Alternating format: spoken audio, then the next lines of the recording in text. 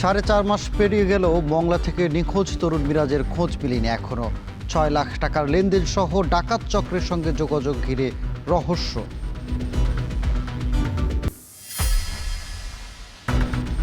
আধিপত্য বিস্তার ঘিরে একের পর এক সংঘর্ষ, ককটেল বিস্ফোরণে আতঙ্ক শরীয়তপুরের জাজিরায়। সংঘাতপ্রবণ এলাকায় পুলিশের নজরদারি পরিস্থিতি বদলাতে পারেনি।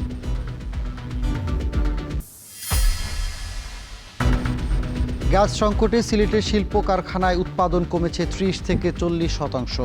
সরবরাহ নিশ্চিতের দাবি ব্যবসায়ীদের, সর্বোচ্চ চেষ্টার আশ্বাস শিল্পমন্ত্রীর।